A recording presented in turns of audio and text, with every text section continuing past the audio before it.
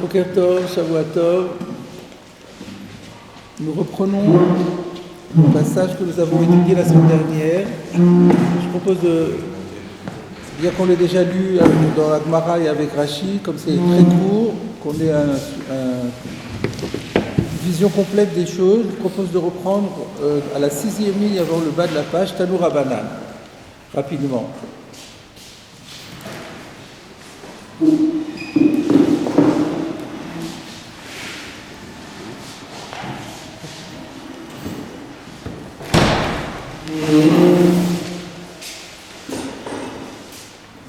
Voilà, Tanu Rabbanan, donc nos maîtres ont enseigné dans une braïta, Harig kolche utame, qu'un tissu, quelle que soit sa taille, est susceptible de recevoir la pureté. On avait vu dans Tosfot que ça veut dire, lorsque on conçoit le vêtement a priori comme quelque chose de très petit, donc même aussi petit soit-il, du moment qu'on en a un usage et qu'on a décidé de le construire comme cela, il reçoit l'impureté.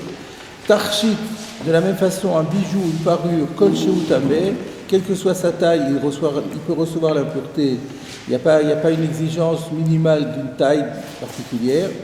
Et Harig Vetarchit est quelque chose qui n'est ni vraiment un tissu, ni vraiment un bijou, c'est les deux ensemble. Chacun séparément n'ayant pas de valeur et de fonction, mais c'est la synthèse entre les deux qui donne une consistance à la chose. Et bien malgré tout, Kol Shehu Tameh, quelle que soit sa taille, c'est Tameh. Et ensuite, là, un dernier point de cette braïta. Donc dans cette braïta, il y a plusieurs petites règles distinctes les unes des autres.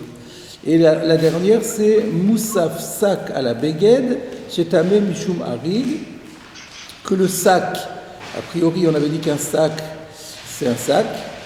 Le sac dont parle la Torah, il a quelque chose en plus que le vêtement, c'est-à-dire il a un caractère aggravant par rapport au vêtement. Chez Tameh Mishum Harig, par le fait qu'il reçoit la pureté du fait qu'il est tressé. Et ça, on avait dit, ça n'a aucun sens, puisque le vêtement aussi est tressé et il reçoit l'impureté. Donc, où est la valeur ajoutée ici du sac par rapport au Beged? Donc, on avait dit, tout ça, ça va être expliqué par la Gemara. Donc, ça, c'est la fin de la Braïta. Et après, il y a l'explication qu'en donne Rava. Amar Rava. Alors, Rava reprend la Braïta point par point. Harig kolche utame, un tissu, quelle que soit sa taille, reçoit l'impureté, d'où on le sait, mais au Beged, ça a été traité précédemment dans la Gemara, parce que la Torah, quand elle parle de l'impureté communiquée par les petites bêtes mortes, qu'on appelle les shratzim, il y a 8 shratzim dont parle la Torah, dans la parashat Shmini, elle dit les vêtements, mais elle ne dit pas seulement le vêtement, elle dit ou bien le vêtement. Et donc le ou est en plus, et vient rajouter, nous dire que quelle que soit la taille du vêtement, il reçoit l'impureté. Tarchit kolche utame, ça aussi ça a été traité précédemment, c'est d'ailleurs pour ça qu'on apporte cette braïta ici, parce qu'elle confirme ce qui a été étudié précédemment, et puis elle rajoute des choses. Donc un bijou, quelle que soit sa taille, reçoit l'impureté, d'où on le sait, du tzitz, le diadème que portait le grand prêtre sur son front, on voit qu'il n'y a pas de taille particulière qui lui était attachée, et de là on déduit donc qu'il reçoit l'impureté. Or il recevait l'impureté comme tous les vêtements sacerdotaux, et donc quelle que soit la taille du bijou, il redevient tamé. Harig vetarchit kolcheu, ça c'est nouveau.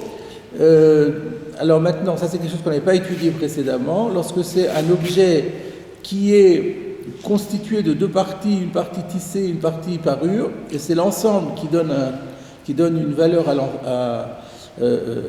l'objet. Quelle que soit sa taille, il est tamé, d'où on le sait, mikol keli maaseh. Alors c'est là qu'on va se heurter à la première difficulté. Alors où est-ce qu'il y a écrit kol keli maaseh? C'est dans la paracha des Clémidian. Dans la paracha de Matot, lorsqu'on nous dit que les enfants d'Israël ont mené combat contre les Midianites pour les venger, et ils ont recueilli tout le butin, et ils ont apporté au Kohen une offrande qui était constituée de toutes sortes d'objets. Kol keli maaseh, le verset disait Vayikach Moshe ve'Elazar Kohen et Tazaav meitam. Moshe et Elazar le prêtre, puisque Aaron était décédé déjà à l'époque, ont reçu de leurs mains l'or, tout ce qui était les objets en or, kol kli maaseh, tout instrument, tout objet. Alors on verra ce que ça veut dire maaseh, je ne traduis pas pour l'instant, on verra un peu plus tard comment il faut comprendre le mot kli maaseh. Et donc sous-entendu, comme il y a écrit kol, le mot kol vient toujours le rabot, ça vient inclure quelque chose. Donc ça vient inclure pas simplement les ustensiles normaux, mais même un ustensile particulier qui est constitué en partie de tissu et en partie de parure. Ça c'est l'explication de Rava. Amarle à Oumer Rabanan le Rava. Alors un des élèves qui siégeait au Beth Midrash a interpellé Rava et lui a dit Hahu Midian Ketiv. Mais ce verset-là, il a été dit à propos de Midian. Et là, on ne comprend pas. Et alors, en quoi le fait que ça a été dit? On savait que c'était à Midian. On n'est pas ignorant. On sait très bien que ce verset, il a été écrit dans Parashat Matot à propos de Midian. Mais en quoi ça contredit ce que Rava avait dit? C'est ça la difficulté à laquelle on se heurte. Alors, on avait vu, je crois, la dernière fois, puisque c'est souligné, on avait vu ce que Rashi propose. Rashi dit, donc c'est le dernier Rashi de la page, Aoub Midian Ketiv, ceci a été écrit à propos de Midian, Gabetu Matmet. Ce qu'il faut comprendre, Rashi dit, en fait, quand la Gemara dit ça a été dit à propos de Midian, enfin, il faut comprendre, et à Midian, la Toum'a dont il est question, c'est la Toum'a qui est conférée par le contact avec un mort.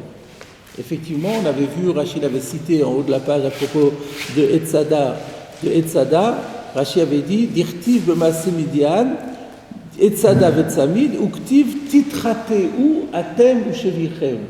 Donc dans le contexte de Midian, Moshe et Elazar avaient dit au Béné Israël Titrateu, vous devez vous purifier par la procédure de l'eau lustrale, c'est ce qu'on appelle Titrateu, vous et votre butin. Et donc on voit que le butin était impur et devait être purifié. Mais purifié de quelle impureté? La pureté contractée par le contact aux morts, puisqu'il y avait eu des morts, et que les objets avaient été portés par les soldats qui avaient été tués, donc ces objets étaient devenus tamés. C'est pour ça qu'il fallait les purifier. Donc Rachid nous dit, quand on dit, on parle de Midian, c'est entendu, et à Midian, il est question de Toumat Met. Et alors c'est quoi le problème? Rashi, je continue dans Rashi. Vesheretz mimet lo yalif le'achmir. Et nous ici, ce qu'on est en train d'apprendre, c'est que l'objet, il reçoit l'impureté d'un sheretz, non pas d'un mort, ou non pas seulement d'un mort. C'est pas d'un mort dont on parle d'une touma classique. Et la touma classique, par exemple, celle du sheretz, c'est-à-dire d'un de ces 8 animaux dont parle la Torah dans Vayikra. Dans Shmini, Parashat Shmini, quand ils sont morts, ils sont avatouma. Et s'ils touchent cet objet, ils le rendent tamé. C'est de ça qu'on parle. Vesheretz mimet lo yalif le'achmir. On ne peut pas déduire le din du sheretz à partir du mort s'il s'agit de déduire une loi aggravante. C'est ça, yalif le'achmir. Parce qu'on peut... Alors, je continue dans Rashi. Pourquoi on ne peut pas? De mal mettre chez Kentumato Hamura. Parce que si tu veux déduire l'un de l'autre, c'est ce qu'on appelle le Binyan Av, Mamatsinu, en disant puisque la Torah me dit dans telle catégorie qu'il y a telle halakha, alors c'est valable pour les autres catégories. Sauf que s'il y a un caractère aggravant dans le cas où la Torah s'est exprimée, on ne peut pas déduire une loi aggravante d'un cas qui est plus grave que le cas dans lequel on veut apprendre la loi, la nouvelle loi. Donc, c'est-à-dire, en clair, c'est pas parce que la Torah me dit que dans le cas du Met, l'objet qui est moitié harig, moitié tarchid reçoit la Toumat Met, on ne peut pas en déduire de là que ça serait la même chose pour un Toumat Sheretz. Pourquoi? Parce que dire que c'est tamé, c'est une loi aggravante. Et donc peut-être que la loi aggravante, elle est réservée pour les sources d'impureté spécialement graves. Toumat Met, c'est Avi Avot Atouma, c'est dans la hiérarchie des 42 ou 43 impuretés, catégories principales d'impureté que nous avons, c'est la plus importante. Donc c'est normal qu'il y ait des règles plus graves que dans d'autres catégories d'impureté moins graves. C'est pour ça que Rachid dit Lo yalif le achmir. Si c'était les hakel, on dirait qu'elle va chomer. Si c'était pour nous déduire une loi coulante, allégeante, alors on dirait, si même dans la loi la plus grave, la catégorie la plus grave d'impureté, la Torah a fait cette concession, cet allègement, alors à plus forte raison lorsqu'on est dans une catégorie moins grave. Donc si c'était les hakel, on peut déduire. Mais là, c'est les achmir. Là, il s'agit de dire que ça devient tamé. Devenir tamé, c'est une loi aggravante. Je ne peux pas déduire de ce que la Torah me dit dans le cas de la catégorie maximale d'impureté, que ça sera la même chose dans une catégorie plus légère d'impureté. Voilà l'objection de l'élève, une fois qu'elle a été interprétée par Rachid, décryptée par Rachid. Ma le met, shekentu matocha mura. Tu ne peux pas déduire du maître. Le maître, c'est plus grave. Le maître, c'est différent. Parce que son impureté est plus grave. Et comme son impureté est plus grave, il est normal que la Torah se montre plus sévère. Ça ne dit pas nécessairement que cette même mesure de sévérité, on arrive à la retrouver dans une catégorie moins grave telle que Sheret. Voilà l'objection qui a été posée par le Talmid à Rava. Alors, on regarde la réponse de Rava. À Marley, Rava ne s'est pas laissé démonter. Il a répondu à l'élève, Gamar, Kli, Meatam. Et voilà, c'est terminé. Après, on arrive aux 2 points. Alors, ça veut dire quoi? Gamar, il a déduit, Kli, c'est-à-dire une déduction fondée sur l'analogie des termes Keli, Meatam, de là-bas. Qu'est-ce que ça veut dire? On regarde dans Rashi. Donc le premier Rashi de la page Samordal le Tamud Aleph, Kli, Beshratzim, Ktiv, Kol Keli, Asher Yeaseh Melacha. À propos des bestioles mortes qui confèrent l'impureté, on trouve dans le verset l'expression tout objet, Asher Yeaseh Melacha, qui sert à faire un travail. J'ai ici le verset tout entier, je vous le cite. V'chol asher yipol alav me'em bemotam yitma. Toute chose sur laquelle tombera de ces bestioles mortes, une fois qu'elles sont mortes, donc toute chose sur laquelle tombera une de ces bestioles mortes, eh bien deviendra impure. Mikol keli'etz, de n'importe quel ustensile en bois, au veged, ou un vêtement, au or, ou un objet en cuir, au sac, ou un sac, kol keli asher yeaseh melacha ba'em, tout ustensile avec lequel on peut faire un travail, ba'mayim yuva, il faudra l'emmener dans l'eau, dans le mikvé, vetame ada erev, il restera même après impur jusqu'à la tombée de la nuit, vetaer, et après il deviendra pur.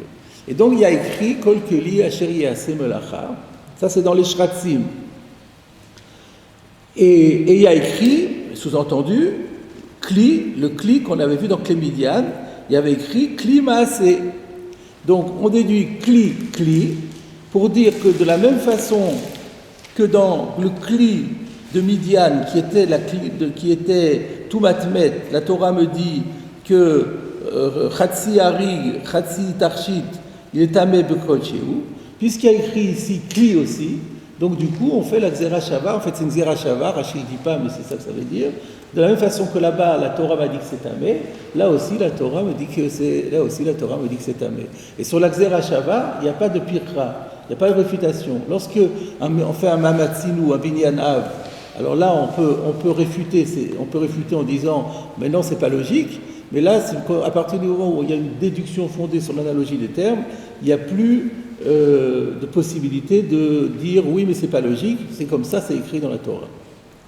Alors Rashi a une nouvelle question, il continue et il dit Umi goufé de kra de shratzim lomatzi alif. Alors Rashi se dit mais j'ai un problème alors parce que pourquoi on est obligé de passer par Midian et faire ensuite une Xera Shava. Puisqu'il y a écrit dans Shratzim, il y a écrit Kol Keli Asher Yeaseh Melacha. Donc il y a aussi Kol Keli. Il y a écrit il y avait écrit Kol Keli dans Toumatmet.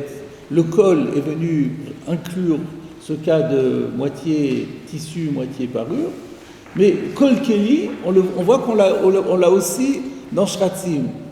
Alors pourquoi faut-il, pour passer par faire Zerachava, on n'a qu'à faire la même dracha qu'on a fait dans Toumatmet, on l'a fait directement dans Shratzim, puisqu'il y a Kol Keli, les mêmes mots. Donc c'est ça la question de Rashi. Ou migoufé de Kra de Shratzim, du verset même qui se trouve dans les Shratzim et qui nous sert à faire la Zerachava, l'Omatzi Alif, on ne pouvait pas le déduire, notre cas à nous, de ce verset. Pourquoi? Parce qu'il y a écrit là-bas Asher Ye'ase Melacha Ba'em. On précise bien que le Keli dont il est question dans ce verset de Shratzim, c'est un Keli avec lequel on fait des travaux, qui sert à faire quelque chose.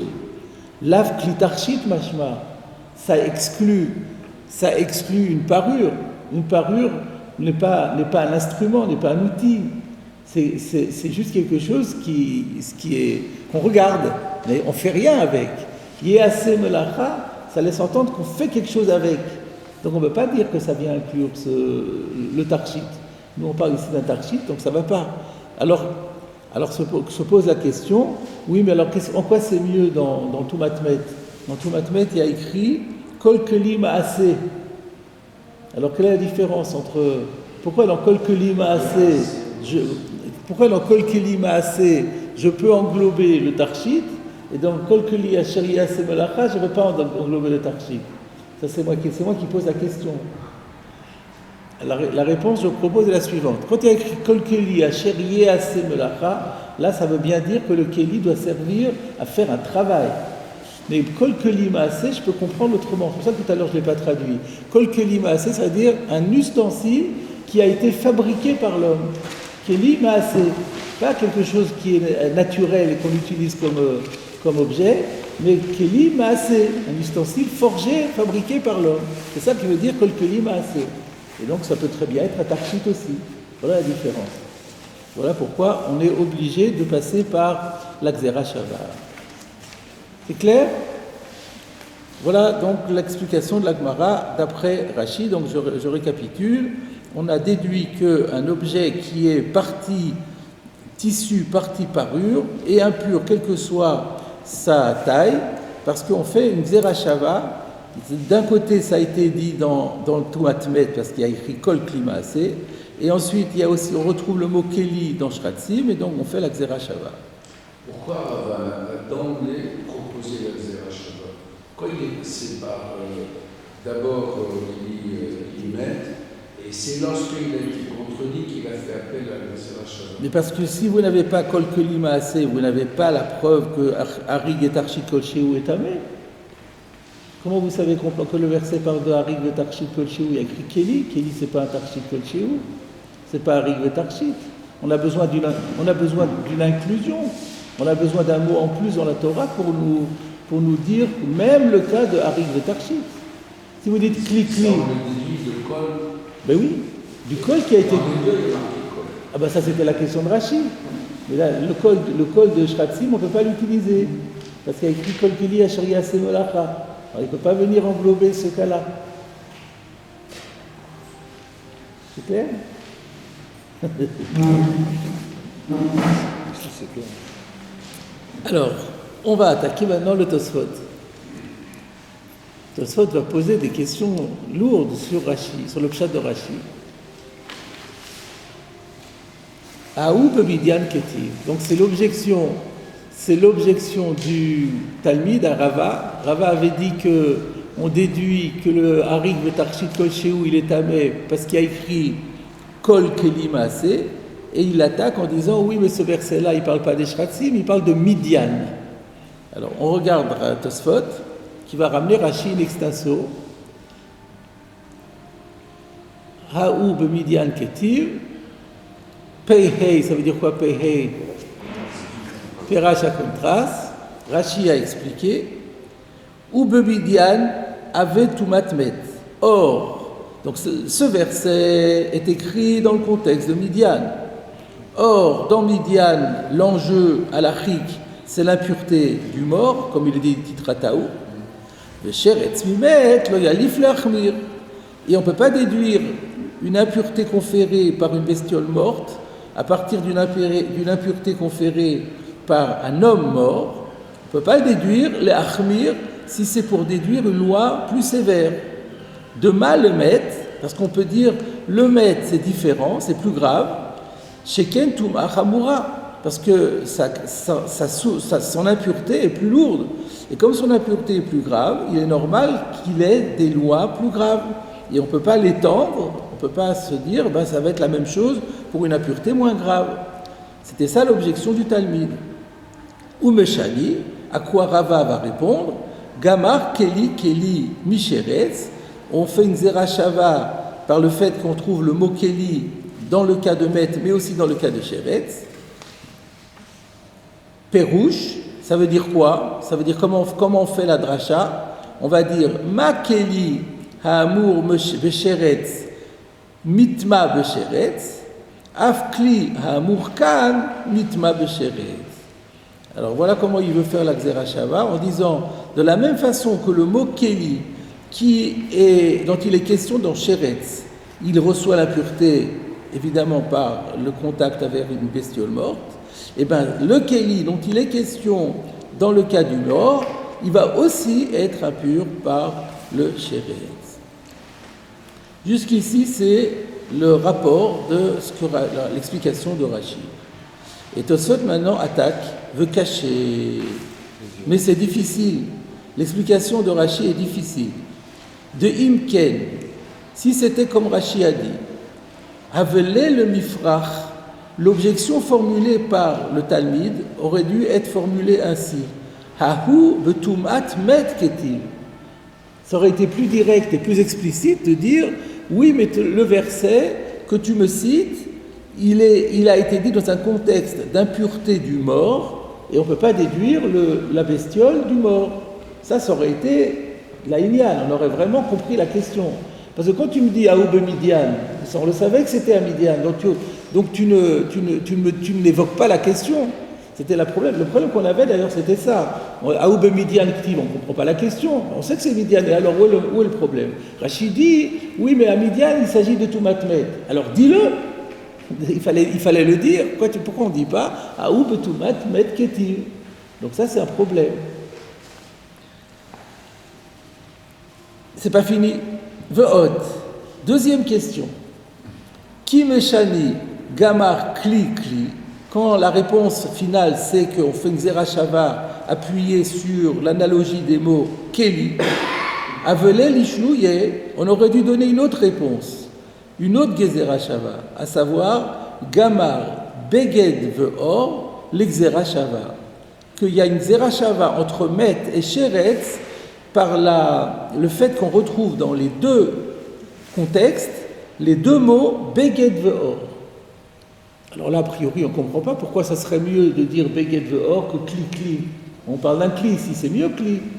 La question de Tosfot, en fait, c'est que plus loin dans la Gemara, on va voir qu'il y a une zerachava. On va apporter une baraita, c'est dans la page Samar Dalet, dans quelques lignes qui suivent. On va voir dans une braïta que la Xerashava, elle est répertoriée. Donc là, Rava invente une Xerashava, alors ça aurait été beaucoup plus fort de se référer à la Xerashava de Beged Ve'or qui est admise, qui est établie par des Tanaïm. C'est ça la question de Tosfot. Pourquoi recourir encore à une nouvelle Xerashava quand il en existe déjà une qui est connue et établie?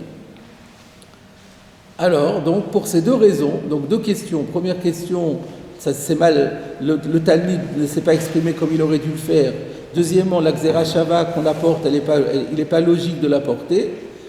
C'est pour ça que Tosfot va donner une autre explication à la question de la Gemara qui devra résoudre ces deux questions.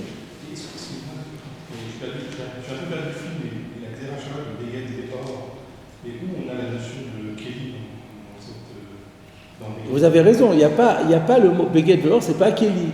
Mais c'est une Zerachava qui permet d'élargir en disant, puisqu'on trouve ce mot-là dans Toumatmet, et on trouve ce mot-là dans Toumat Sheretz, ça nous permet de dire que tout ce qui a été dit d'une manière générale dans Met, on va l'étendre à Sheretz. En fait, ce que vous dites est très bien, parce que c'est comme ça que Tosfot comprend. Mais après, nous, on va devoir travailler pour donner les réponses pour Rashi. Et la réponse qui sera proposée d'après Rashi, c'est de dire que Rashi pense que la Xera Shava de Beged Ve'or, elle est circonscrite à Beged et Or. Et c'est ce que vous disiez. Tosfot, lui, n'a pas compris ça comme ça. Parce que c'est vrai que des fois, on a des Xerot Shavot qui disent à partir du moment où il y a écrit ce mot-là et ce mot-là, dans analogie de termes, on l'étend tout sans faire de différence. Et là, on peut dire, ça dépend en fait quelle est la tradition qu'on a reçue. Donc, ce sera ça le débat entre Rashi et Tosfot. Les Xerot Shavot ne sont pas répertoriés. Alors ça, c'est une marloquette dans la marloquette Tanaïm. Est-ce que Adam dan Xera Shava Me'atzmo? Il y en a qui disent que oui, il y en a qui disent que non, il y a une Kabbalah, c'est une marloquette.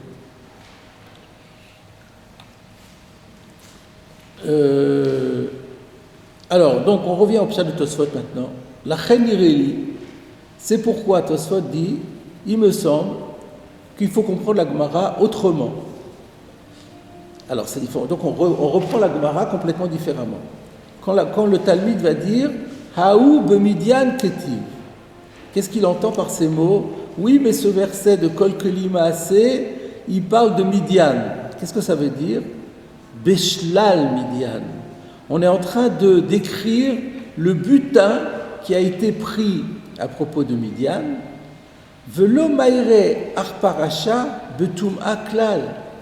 Et le verset, cette partie de Parasha où on parle de ce Keli Maaseh n'est pas du tout dans le cadre de la Touma. Parce que moi j'ai dit où est-ce qu'on voit la Touma, c'est Titrataou. Mais Titrataou, ça a été dit dans il y a peut-être 15 versets de distance entre l'un et l'autre. On n'est plus dans le cas de Titrataou. Si avant Titrataou, on avait dit ces mots, la Kol Keli Maaseh Titrataou, là il n'y avait pas de problème. Mais il y a écrit Atem ou Shvichem, c'est tout ce qu'il y a écrit. Et après, beaucoup plus tard, quand ils sont venus apporter en offrande à Dieu le butin, c'est là qu'on fait la liste du butin. Donc là, on n'est plus dans un contexte de Touma. C'est ça la question selon Tosfot. La question du Talmud, c'est mais attends, ce verset-là, il n'est pas en train de parler de la Touma de Midian. Il est en train de parler du Shalal de Midian. Et donc, on n'est plus dans le contexte. Donc, tu ne peux pas me dire que c'est de là qu'on déduit que c'est Tamé. On ne parle plus de Touma ici. Voilà la question. Le Shalal Midian. Donc, encore une fois, Aou b'midian ktiv b'shlal midian, v'lo ma'ire ar parasha b'tuma klal, ve'echi yalif d'harik v'tarshit k'sheu tameh mikol kli maaseh. Donc, comment peut-on déduire que le harik, que l'objet qui est moitié tissu, moitié parure, quelle que soit sa taille, reçoit l'impureté? Comment on peut déduire ça de kol kli maaseh qui n'a pas été dit dans un contexte d'impureté du tout? C'est ça la question. Ou meshani, et la réponse va être Gamar Keli Keli, on déduit ça parce qu'il y a écrit le mot Keli et qu'on retrouve le même mot dans Toumatmet. Pérouge, ça veut dire quoi? Qui écrit de Kli d'Irtiv Gabesh Ratzim, Maïre Lenyan Touma. De la même façon que dans le contexte des Shratzim, on trouve le mot Kli, Kol Keli Asher Yaseh Melacha Baem. Et là-bas, c'est clairement au sujet de l'impureté. Achilami, de la même façon, le Kli d'Irtiv Gabe Midian, le mot Keli qu'on trouve Gabé Midian, puisque c'est le même mot exactement, on peut se permettre de faire cette dracha, que ça, au-delà du contexte Pashut, ou du Pshuto Shel Mikra, du sens obvi du texte, c'est aussi pour nous dire qu'on parle aussi de la Touma. Parce que c'est les mêmes mots qu'on retrouve, on peut dire que de la même façon que dans le premier, c'est un contexte d'impureté, dans le deuxième aussi, c'est un contexte d'impureté. Alors, on va refaire le calcul, on va voir comment, d'après le Térouz de Tosfot, les différentes questions qui avaient été soulevées par Tosfot sur Rashi ne se posent pas sur le pshat de Tosfot. Parce que c'est ça l'idée. C'est que le pshat de Rashi, on doit l'évacuer à cause des questions, on propose à la place un nouveau pshat. Donc dans le nouveau pshat, c'est que les questions qui se posaient ne se posent plus. Alors la première question c'était, on aurait dû dire « Aou betou matmet ktiv ». Ben non, on ne pouvait pas mettre à tout matmet. La question n'est pas que c'est tout matmet, ça n'a plus rien à voir avec tout matmet, du chamour. La question c'est qu'on ne parle pas du touma ici, on parle du butin de Midian. Alors on ne pouvait pas dire tout matmet, ça c'est sûr que la question qui est, on n'aurait pas dû dire tout matmet, elle tombe à l'eau. On a dit Midian dans le sens on parle de Midian, c'est-à-dire du butin, de la conquête, de ce qu'on a fait, de ce qu'on a conquis sur Midian. Deuxième question, c'était pourquoi est-ce qu'on dit Kli, on aurait dû dire Beged Or. Mais réponse, on n'est pas en train de faire du tout une Xerashava entre Toumatmet et Sheret, c'est pas ça qu'on est en train de faire. On est juste en train de dire que comme on trouve le mot Keli dans les deux endroits, alors de la même façon que le Kli c'est un contexte de Touma, là aussi c'est un contexte de Touma. Donc on était obligé d'axer sur le mot Keli et non pas sur Beged Or. Parce que on n'est pas en train de faire une Xerashava sur le Din, on est juste en train de faire une Xerashava pour définir le contexte dans lequel le mot a été dit. Voilà comment Tosfot propose. Donc maintenant qu'on a vu ça, qu'est-ce qu'il nous reste à faire? Il nous reste à répondre en faveur de Rashi aux questions. Alors on a combien de questions sur Rashi? En fait on en a 3. Il y a les 2 qui ont été posés par Tosfot, et il y en a une troisième, sur le plan méthodologique toujours. Pourquoi Rashi n'a pas voulu expliquer comme Tosfot? Puisqu'apparemment le pshat de Tosfot paraît plus séduisant, Rashi avait bien sûr envisagé ce pshat aussi et il l'a évacué. Donc pourquoi Rashi ne veut pas dire comme Tosfot? Et comment va-t-il répondre aux 2 objections de Tosfot? Voilà la différence entre un limoud Bekiout et un limoud Beyoun. Quand on étudie en Bekiout, on dit voilà, Tosfot a posé une question sur Rashi et on passe à la suite. Et quand on est Beyoun, alors là on se dit mais c'est pas possible, Rashi avait réponse à ces questions.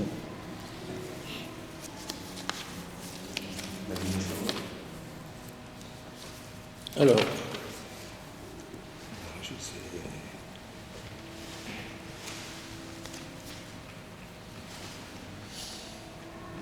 par quoi on commence? Alors, commençons d'abord. Pourquoi est-ce que Rashi n'a pas aimé le pshat de Tosfot? Alors, effectivement, je fais appel au Maguilé Shlomo, puisque on a la chance dans Shabbat, Masechet Shabbat, d'avoir le commentaire du Maguilé Shlomo. Je rappelle, il avait fait un commentaire sur tout le Talmud, où il prenait la défense de Rashi, et malheureusement, ces commentaires ont été perdus dans les persécutions. Et on a conservé que les commentaires sur Shabbat. Et je crois encore une Masechet, je ne sais plus laquelle. Donc sur Shabbat, on a le Maguilé Shlomo. Donc systématiquement, il prend la défense de Rashi. Alors voilà pourquoi. Alors il pose cette question, pourquoi est-ce que Rashi n'a pas voulu expliquer comme Tosfot?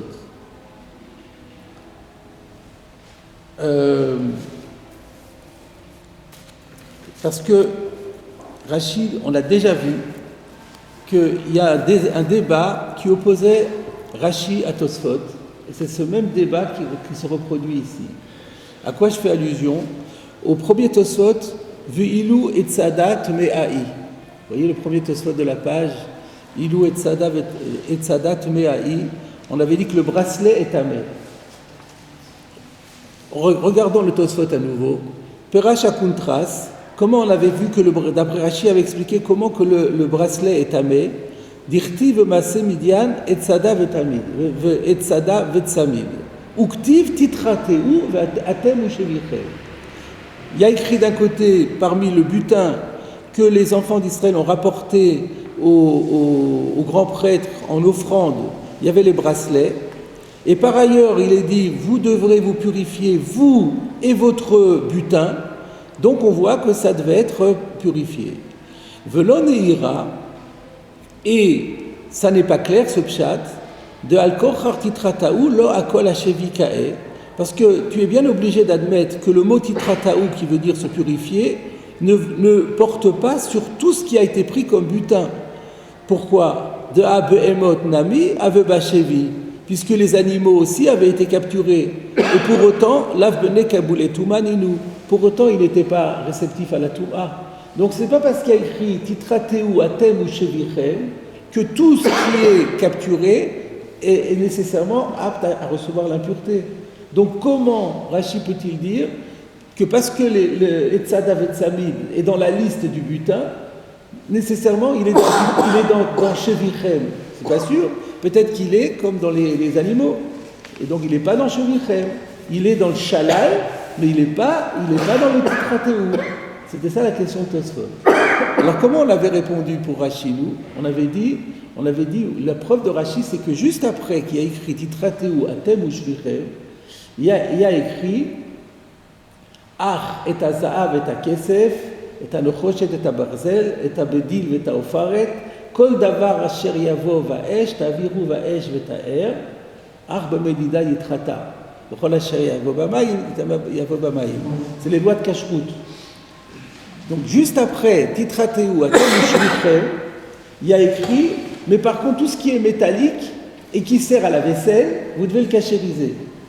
Ça prouve que dans le Ushvichem, il y avait tous les objets métalliques. Donc, c'est vrai que Shvichem n'englobe pas les animaux, mais par contre, on voit qu'il englobe tous les Kélim. Donc, Etzada Vetzamid aussi. C'était ça la manière dont Rashi répondra à Tosfot par rapport à sa question. Donc, ici, quand Tosfot attaque Rashi en disant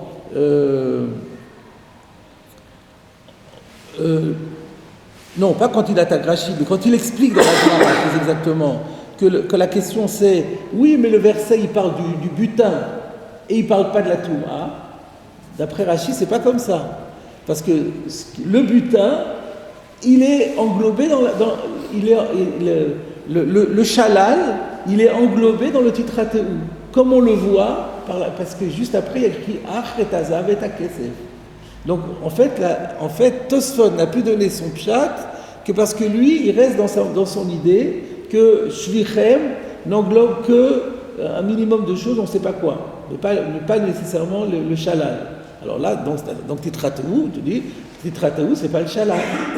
Mais d'après Rashi, le Shalal, il est englobé dans Titrateou grâce au Ach Bemedida Yitrata. Je me suis fait bien comprendre ou c'est un petit peu compliqué? Je dois reprendre ou c'est pas la peine? Je reprends encore. La question était, pourquoi Rashi n'a pas voulu expliquer comme Tosfot la Gemara ici chez nous?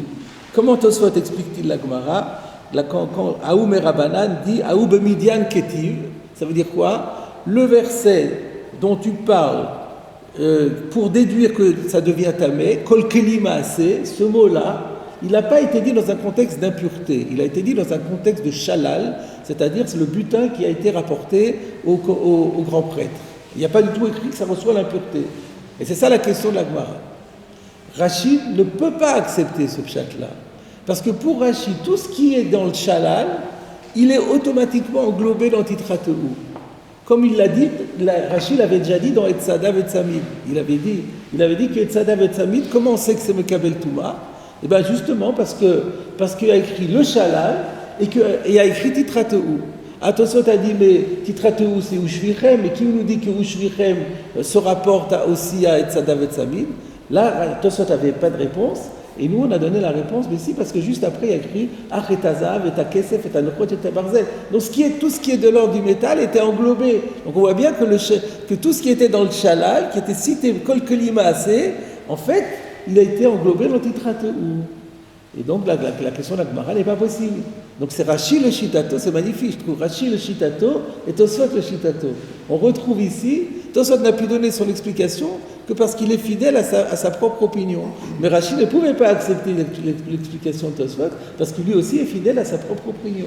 Le débat qu'on avait vu là-haut, en haut de la page, il revient sur le bas de la page. Ça, c'est ce que dit le Maguilé Shlomo. Moi, je voulais rajouter encore une autre idée. Moi, j'avais encore une autre idée à rajouter, beaucoup plus simple, pour expliquer une faiblesse dans le pshat de Tosfot. Parce que il y a écrit Aou Bemidian Ketiv. Aou Bemidian Ketiv. La question était, mais on sait que c'est dans Midian, tout le monde sait que c'est de Midian. Alors Rashi dit, Tosfot explique, non mais Beshalal Midian. Oui, mais le mot Shalal, il n'y est pas. Alors le Aïka Chasser Mina Sefer. Alors c'est vrai que la question se pose aussi pour Rashi. Mais pour Rashi, on comprend parce que Midian, tout le monde sait que Midian parle de la Touma, de Tritrataou. Puisqu'il s'agit de Midian, donc il s'agit de mort, donc il s'agit de Toumatmet. Donc on peut rentrer ça dans Midian, dans le contexte de Midian, la Touma qu'on considérait, c'est la Toumatmet. On peut le rentrer dans les mots à Aube Midian.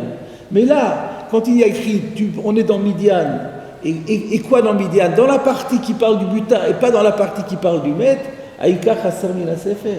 Ça ne rentre pas dans les mots de la Gemara. Donc on peut rajouter en plus, bon, ce que disait Maguilé Shlomo, c'est parfait, c'est qu'il y a la Marloquette, le Shitato, c'est très bien, mais indépendamment de ça, je trouve que dans les mots de la Gemara, l'explication de Rashi est plus facile à rentrer que l'explication de Tosfot. Parce que les mots de la Gemara, c'est mais oui, mais ce verset, il a été dit pour Midian. Et alors on le sait, et alors où est le problème? Alors d'après Rashi dit, oui, mais Midian, on sait bien que dans Midian, c'est la Touma. Alors Tosfot a dit, on aurait quand même mieux fait d'écrire, ça reste une question, on aurait quand même dû dire, on parle de Touma. Alors ça, il faut encore qu'on résolve. Mais quand même, Midian, tout le monde sait que à Midian, c'est une Touma Tmet. Par contre, dire Midian, c'est le Shalal, tu me dis que Midian, dans Midian, il y a le Shalal, dans Midian, il y a la Touma, il y a plein de choses. Donc là, il y a vraiment le Ikar Hassavina Sefer. Donc le pshat de Tosfot, donc d'après Rashi, il ne peut pas être dit, et puis de toute façon, il est relativement faible. Maintenant, je viens à l'autre question. J'en viens maintenant aux deux questions de Tosfot. Alors, Imken avelé le mifrach aoub tumat met ketiv. Tosfot avait posé la question que selon Rashi, il aurait été plus direct, plus clair, plus explicite de formuler la question en disant mais ce verset de Kol Kolimase, il a été écrit au niveau de la tumat met. Alors, donc, comment on va répondre à ça d'après Rashi? Le Maguilé Shlomo donne une réponse excellente. Il dit, mais ce n'est pas écrit par rapport à Toumatmet. Comment Tosfot veut-il que la Gemara dise que le mot Kol Keli Maaseh, il est écrit par rapport à Toumatmet? Mais il n'est pas écrit par rapport à Toumatmet. Encore une fois, quand est-ce qu'il y a écrit Kol Keli Maaseh? C'est dans le contexte du Shalal. C'est dans le contexte où les Béné Israël viennent apporter leur butin en offrande à Dieu pour se faire pardonner, etc. On ne parle pas de Touma. Alors comment nous on a su que c'était Tamé? Parce que beaucoup de versets avant, il y a écrit Titrate ou Atem ou Shvirchem, et Shvirchem, ça englobe tout ça. Mais le verset n'a pas été écrit dans un contexte de maître. C'est parce qu'on fait, il y a Shvirchem, Titrataou, qui va porter dessus et qui va nous permettre de le déduire. Mais on ne pouvait pas écrire, on ne pouvait pas dire dans la Gemara, le mot Kol Keli Maaseh est écrit par rapport à la Touma. Il n'a pas été écrit par rapport à la Touma, il a été écrit dans un autre contexte. Mais c'est simplement que, comme il y a écrit Ushvirchem bien avant, et que ce Shvirchem renvoie à là-bas, alors on arrive à déduire que c'était aussi par rapport à la Touma. Mais ça n'a pas été écrit par rapport à la Touma, donc la Gemara ne pouvait pas s'exprimer de cette façon. Voilà comment on peut justifier la réponse à la question de Tosfot. Alors maintenant, la deuxième question, ça on a déjà parlé, la deuxième question qui était Beged Or, pourquoi est-ce qu'on recourt à une nouvelle Xerashava et on n'utilise pas la Xerashava répertoriée plus tard du Beged Or? Voilà, il y a la réponse qu'on a donnée. Rashi pense que la Xerashava de Beged Or ne vaut que pour ce qui est soit de l'ordre du Beged, soit de l'ordre du Or. Mais Kéli, on ne peut pas rentrer dans la Xerashava de Beged Or.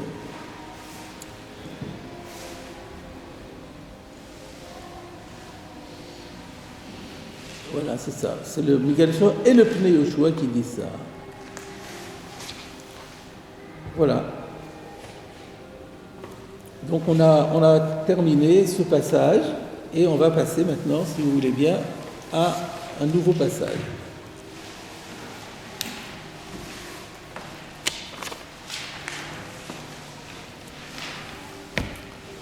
Alors, le nouveau passage, c'est la suite de la Braïta. Il restait une phrase dans la Braïta qu'on a de référence, qu'on a lu ce matin, et qui va faire maintenant l'intertitre. Moussaf sak à la Beged, Shetame Mishum Ari. Donc là, on avait dit qu'on ne comprend rien. Et Rashi avait dit on va expliquer plus tard. Moussaf sak. Donc le sac a ceci de plus que le vêtement qui reçoit l'impureté en tant que tissu, en tant que pièce tissée. Et nous, on avait dit, mais le beged, il est tamé mishumari, par définition. Un beged, c'est quoi? C'est une pièce de tissu. Donc, qu'est-ce que ça veut dire que le sac, il se rajoute par rapport au beged? Là, nous avons un Rashi sur le mot sac, à la 3e ligne.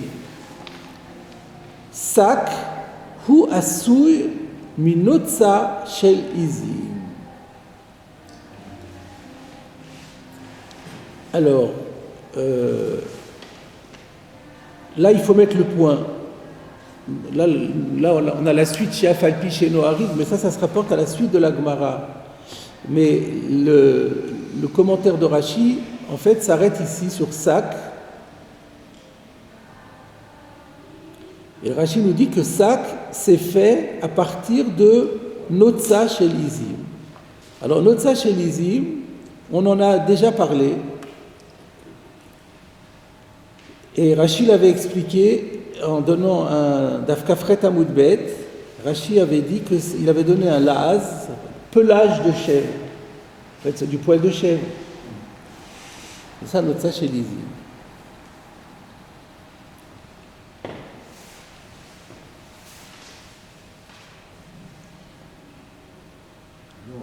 Et on a déjà parlé de Notza chez l'Izim dans la Gemara d'Afkaf Zayin Amoud Aleph. Alors je voulais vous proposer, sans aller plus loin, de regarder, de revenir d'Afkaf Zayin Amoud Aleph. Donc ça fait longtemps qu'on avait vu ça. Ça va nous faire la révision.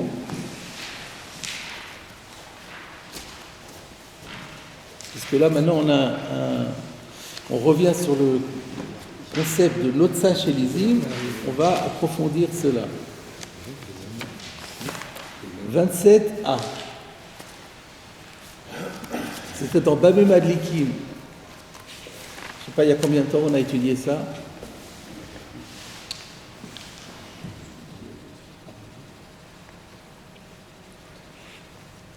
Regardez d'abord dans la Gemara, au milieu de la page, Tana de Berabi Ishmael.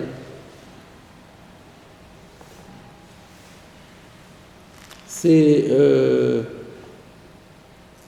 en face du Tosfot Talmud Lomar. Donc c'était une période où on n'avait pas encore le tableau, visiblement. Non, parce que je fais des extraits de fichiers, donc là, je ne savais pas, là j'ai repris la Gemara complète. Ah, d'accord. Donc en face du Tosfot Talmud Lomar, vous avez Tana de Berabi Ishmael. Voilà. Le Tani de Berabi Ishmael. Beged. La Torah me dit, à propos des Shratzim, que le Beged reçoit l'impureté. Eili est là, Beged Semer Upishtin. Si la Torah m'avait juste employé le terme de vêtement, j'aurais dit un vêtement c'est fait soit en laine, soit en lin. Et seuls les vêtements de laine et de lin sont réceptifs à l'impureté. Minaïn, d'où je sais, le rabot que je peux inclure aussi, Tsemer Gemalim, la laine de chameau, Tsemer Arnavim, la laine de lapin ou de lièvre, Notza chez l'Izim, et la Notza chez l'Izim, donc le pelage, le poil de chèvre. Regardez Rashi, sur Notza chez l'Izim, vous avez un Dibur Amatril, Shel Izim. Kari Notza, pourquoi on l'appelle Notza? Pourquoi on ne l'appelle pas Sahar? On devrait dire Sahar, le poil. Pourquoi on appelle ça Notza? Kari Notza al Shem she'en gozezim otam et la mordim. Voilà, cette expression de Notza chez l'Izim pour la chèvre, nous dit Rashi, c'est parce qu'on ne tond pas la chèvre comme on tond le mouton. Et la mortine, on arrache purement et simplement avec les mains le poil de chèvre. Et c'est pour ça que, pour faire la différence entre la tonte et ce que l'on arrache, on a un terme qui est particulier, Notza. On verra dans Tosfot que, pourquoi est-ce que Notza c'est quoi à la base? Notza c'est une plume. Et de la même façon que le poulet, on le déplume avec la main, et bien de la même façon, là aussi, on le déplume, entre guillemets, avec la main. Et c'est pour ça qu'on emploie le terme de notza. Notza évoque le travail à la main et non pas la tonte avec un objet. C'est pas considéré comme faire souffrir un animal, c'est arraché. Il peut être mort déjà. Non, mais non, il n'est pas mort. La chèvre n'est pas morte. J'imagine que c'est comme le mouton. Mais effectivement, s'il n'y a pas d'autre technique, c'était autorisé. Il ne faudrait pas d'autre solution. Tsar Balei, si on n'a pas d'autre solution, c'est autorisé. C'est le Tzorech Adam. C'est ça la grande différence qu'on a, nous, par rapport aux spécistes. Comment on appelle ça, les spécistes? C'est que nous, on considère que l'homme a priorité sur l'animal. Alors qu'eux, ils considèrent que l'animal a priorité sur l'homme. C'est un vieux débat. Déjà dans Osée, le prophète Osée disait, eux, les adorateurs de bêtes, ils sacrifient les hommes. Et les nazis aussi avaient leurs chiens, ils adoraient leurs chiens, pour autant ils tuaient les humains sans aucun scrupule. Alors, donc là, je vous ai déjà montré, l'explication sur Notza chez Lizim, que Rashi nous a cité. Mais en fait, j'ai encore autre chose à vous montrer. Regardez le Tosfot, Notza chez Lizim.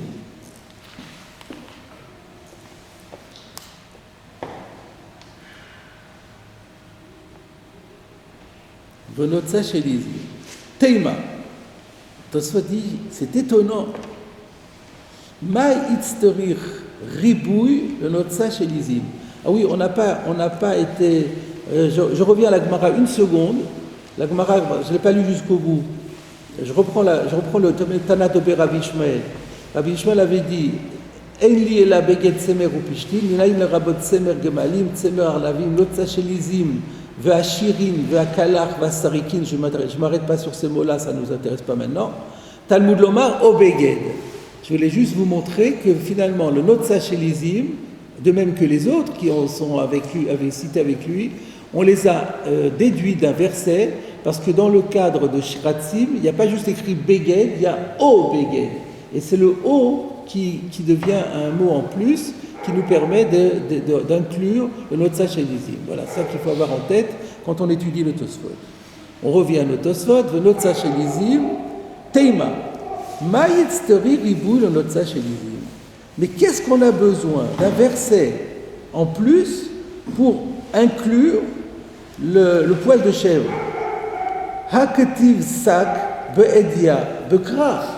Le mot sac, il est écrit dans toutes lettres dans la Torah. Dans ce même verset où il y a écrit beged, il y a écrit o beged o sac.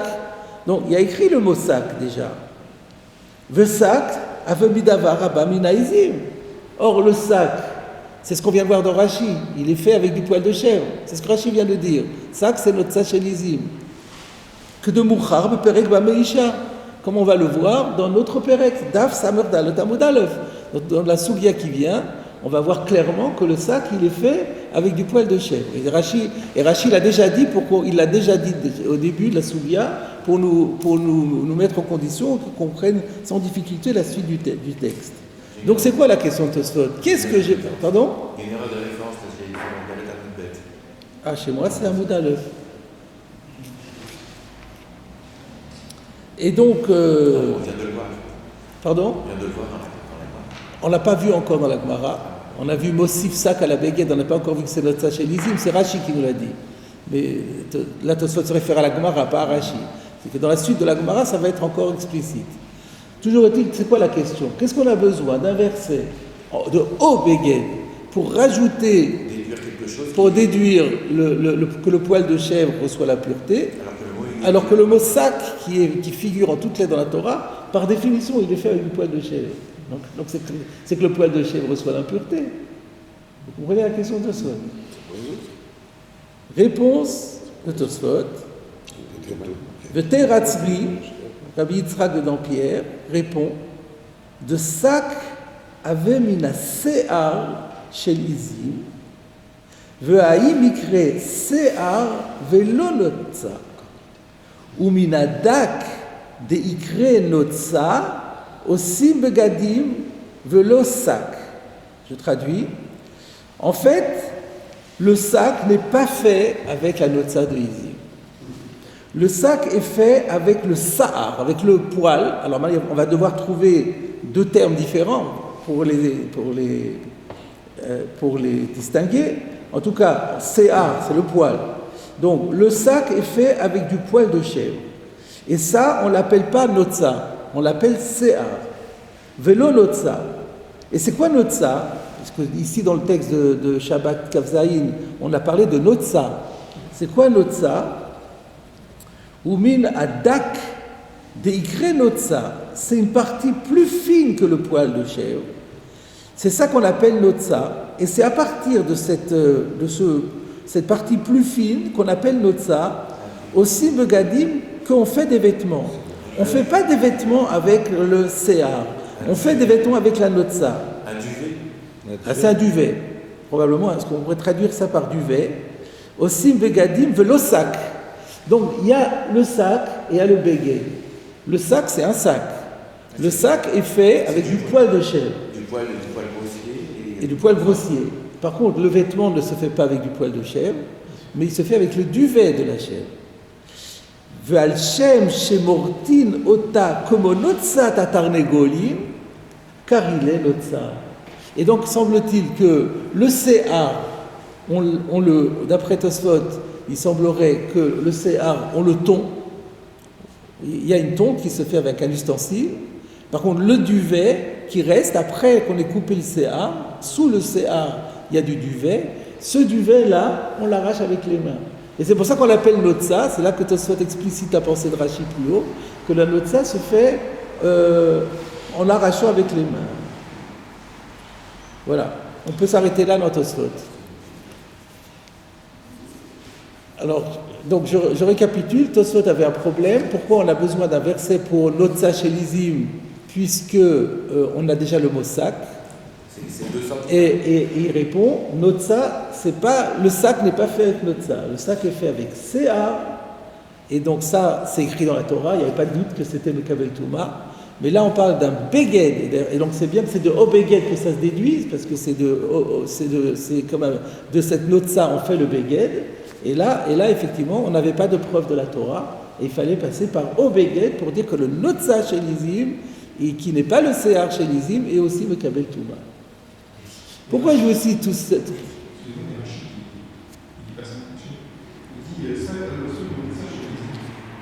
Très bien, mais c'est pour ça que je vous ai apporté ça.